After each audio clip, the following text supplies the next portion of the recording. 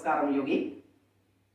Today we are practicing wheel pose or chakrasana step by step. How to practice wheel pose? इसमें भी सारे steps हैं.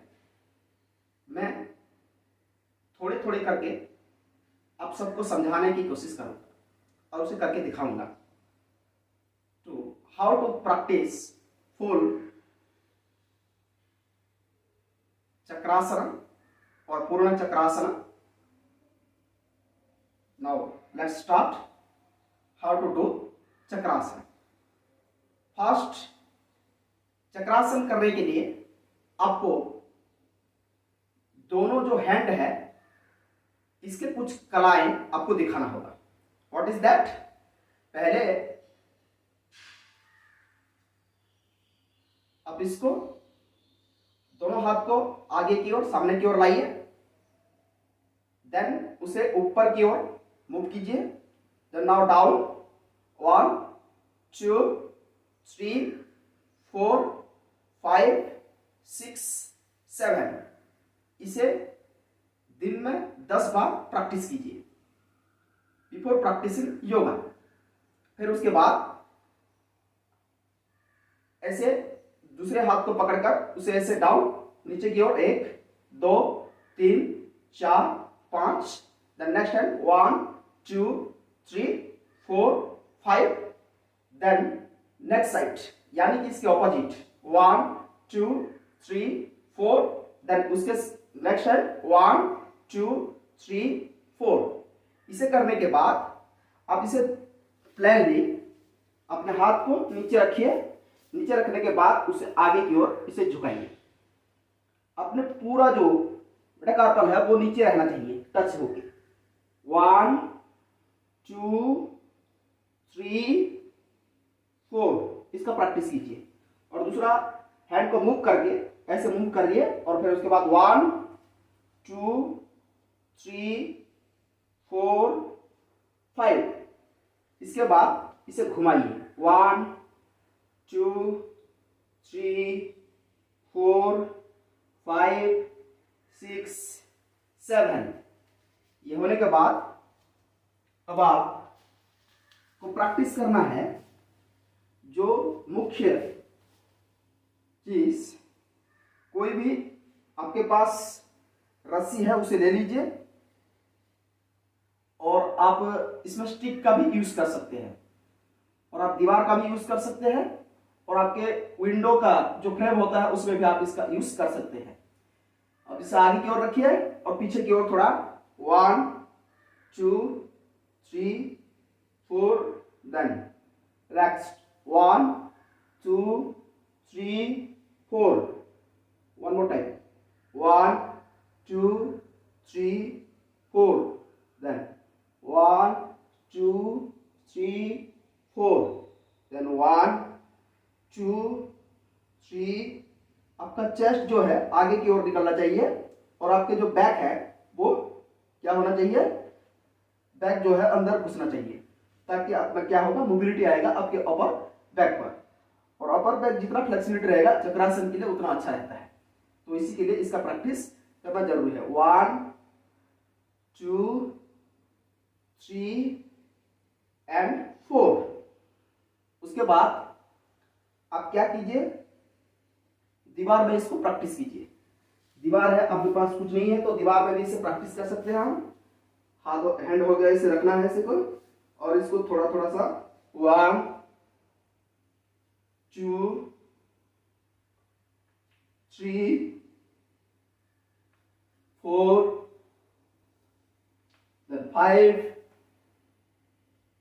Okay.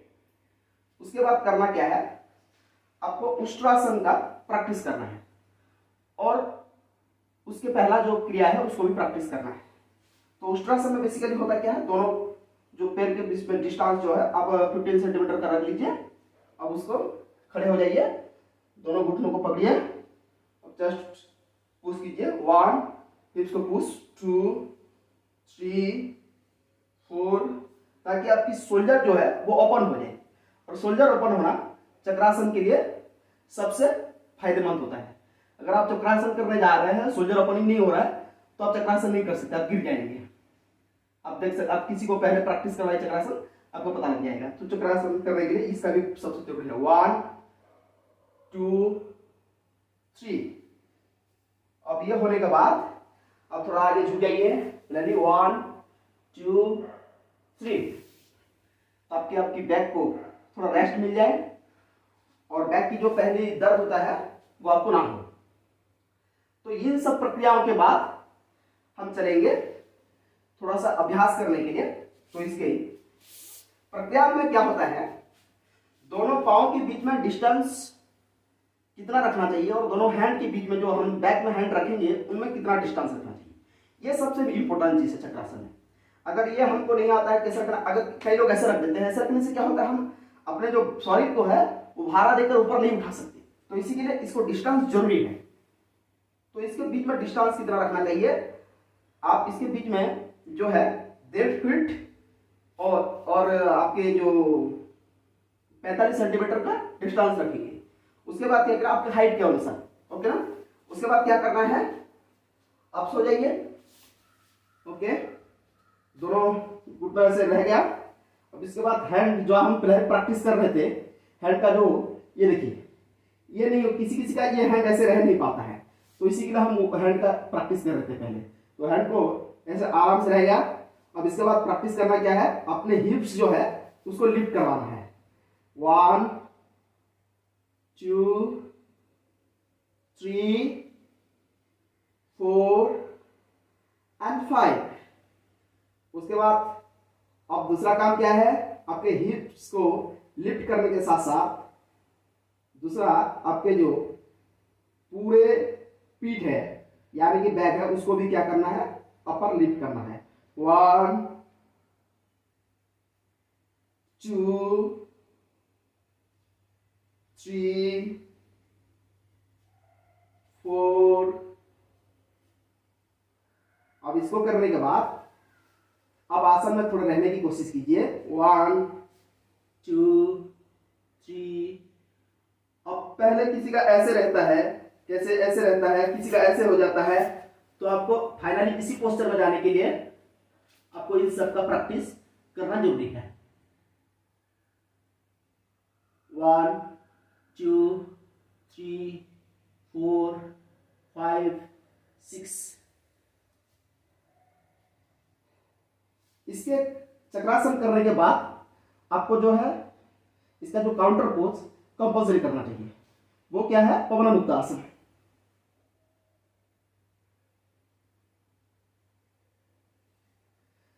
अब आप रिलीज हो जाइए। उसके बाद पूरे पैर को सीधा करना है।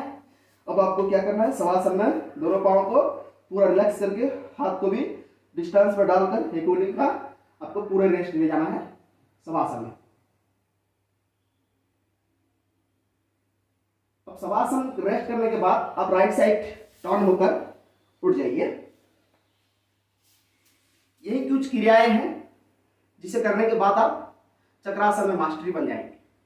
और चक्रासन करने के लिए कृपया इन सब चीजों को पहले यूज कीजिए, बिकॉज आपका जो बैक है वो इतना पावरफुल नहीं होता है कि आप पूरे जोर से उसे लिफ्ट करवा सके। और आजकल जैसे कि ट्राई कर रहे हैं बहुत सारे ऐसी चीजों में, वो क्या होता है, कमर को अकड़ जाने का भी चांसेस रहता है और कमर टूट जाने का भी चांसेस रहता है और कमर में दर्द भी रह जाता है। तो इसी सब चीजों का प्रैक्टिस करेंगे तो चक्रासन आसानी से हो जाएगा। और इन्हीं सब के प्रैक्टिस के बीच और भी कुछ चीजें प्रैक्टिस है, जैसे कैट पोज, काउ पोज। ये क्या करेगा, आपका बैक को फ्लेक्सिबिलिटी करने के साथ साथ आपके बैक में जितने सारे दर्द होगा उन सब दर्द को काट देता है। इसी के लिए इन सब चीजों का भी प्रैक्टिस करना है। ये कैट होता है, आप सांस छोड़ के इसको कर सकते हैं। अब पीठ को जो आपके जो चेस्ट को है अपर की ओर ले जाना है। अब इसमें क्या करना, सांस लेना है। सांस लेने के आप क्या करना है, सांस लेकर काउ पोज करना है। इससे क्या होगा, आपका जो बैक आप देख रहे होंगे कैसे बैंड हुआ है। तो इससे होने से क्या होगा, आपका जो लोअर बैक और मिडिल बैक है वो पेन नहीं होगा और फ्लेक्सिबिलिटी इसमें आ जाएगा, और जिसके चलते आप चक्रासन आसानी से कर सकते हैं। और कई ऐसे आसन हैं जिसको आप अभ्यास कर रहे हैं, जिसका अभ्यास करने से चक्रासन और भी आसान और भी इजी हो जाएगा। सो आज के लिए इतना ही। धन्यवाद, नमस्कार योगी।